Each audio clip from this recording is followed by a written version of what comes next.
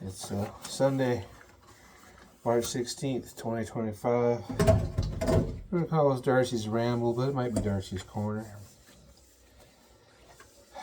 Thing is, I get real lonely, and so I have this bad habit of thinking my thoughts out loud or talking to myself. It's real annoying. What I found since I started doing my Darci's Corners and stuff, it just gives me an outlet to put these thoughts. Now, right now, it's 7:30 in the evening, and I've decided I'm hungry. I don't eat at regular times like normal people. I mean, I could eat at regular times, but I don't. Around 4:30 this afternoon, I decided it was time for dessert, so I had myself some ice cream. But prior to that, I had made myself a pretty good lunch. Anyway, or early dinner.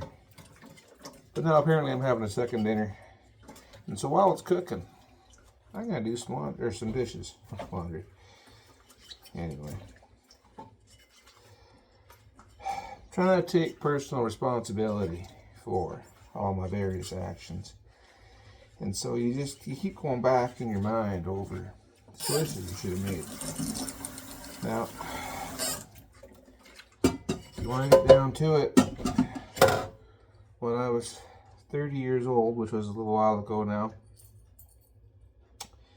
the thought kept coming back over and over again that I should dress like this and become this person. But really, the thought had always been there since the time I was like 4 years old.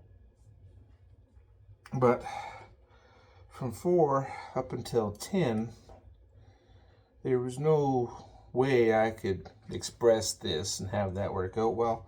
So I just kept all this inside. And then the way I would express it is I would just do the girly things I wanted to do. Sometimes it was having tea parties. Sometimes it was watching Rainbow Bright or My Little Pony. I love My Little Pony. You know, or I'd play My Little Pony. I had a little sister, and she had lots of My Little Ponies, so I'd just play them. And, you know, it was fine. It was great. Anyway, I put it away when I'm 10 because I don't think I can do it anymore. Plus, I'm at a new school and I don't want kids to make fun of me or nothing. So, put it away. And I forget it's there, but it's always kind of just there in the background, and I just try not to think about it. But then, when I was 20, before my marriage fell apart, I was getting all these weird ideas about gender roles and how I wanted to present and things. I don't know. I didn't really act on anything. But the thoughts were there. And then my marriage fell apart because I was 20 and young and stupid. So then I'm going to get in a new relationship. And I thought at the time about just, getting in a relationship with a guy and just try being gay. But I didn't feel like my family was going to be real supportive of that. Now, maybe they would have been, I don't know. But I didn't think they were going to be. So, well, I'll just get with a girl, that'll be easier. But the thoughts were still there. I just, put them aside. I'll get to that later. Focus on that another time. Whatever. But the thoughts were always just kind of there. And I would just push them to the side. Now, that's crazy. Don't think about that right now. We'll worry about it later. But then, as I don't remember if I just turned 30 or if I've been 30 for a bit, but the thoughts just wouldn't go away. And I thought I should be dressing up as a woman and trying to live my life that way sometimes, just for fun. The thing is, if you're a cisgender person, you don't have those types of thoughts. But that wasn't explained to me very well at the time.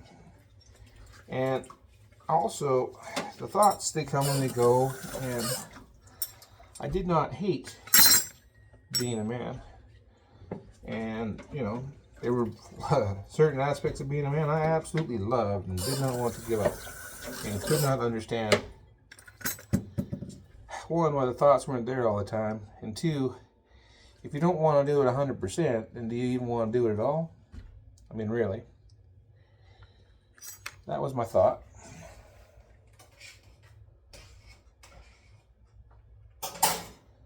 But I didn't know definitively.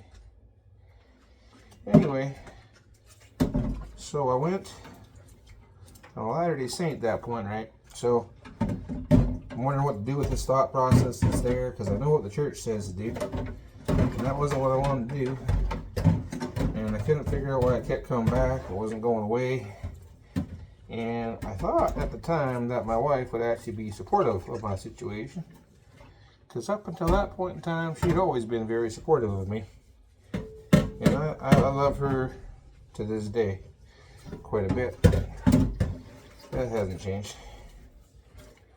So anyway, I go to this group support meeting in Edmonton for people like me. But it wasn't a very good meeting. There was only like 6 people there, not counting myself. And none of these are professionals who understand the condition at all. These are just people who have their own lived experience. And I shared with them my lived experience. I said, you know, it's not there all the time, but it's there some of the time. And I want to explore something with this, but I don't know how. And if I do decide to do it, I don't think I want to go all the way. I don't know if I'm up to that. And, you know, plus there's my religion, which was a very important part of my life at the time. And my wife and family and job, and I worked for a very religious person at the time, so it would have been very difficult for me to find acceptance with this. And what they told me, the person leading the meeting anyway, was that I wasn't really trans. It was all in my head, and I should never come back to that meeting ever again. That's what she told me. Which was wrong and rude. But that's what she told me. Anyway, just looking back on decisions I've made, right? Because really, when I was 20 and my marriage fell apart, the decision I should have made was to go queer and just run with that. But I didn't, because of family and social pressures, and I was afraid of how that would turn out.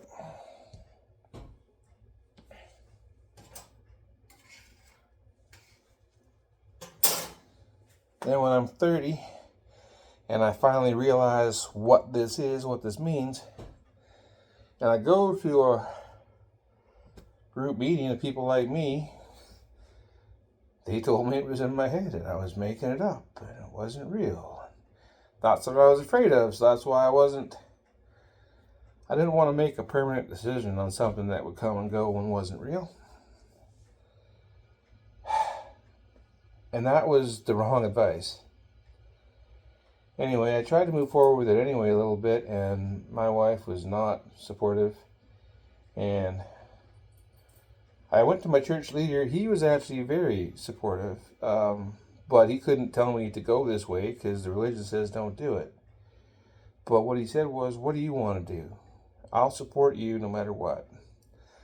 That was the right thing to say.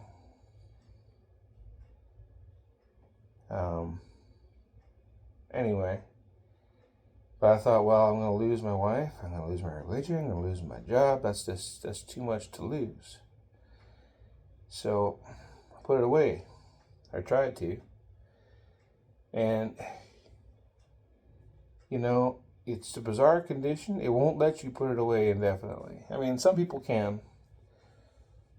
I know a couple people who've lived very long lives with this condition and kept it hidden their whole lives, and some of them took it to the grave.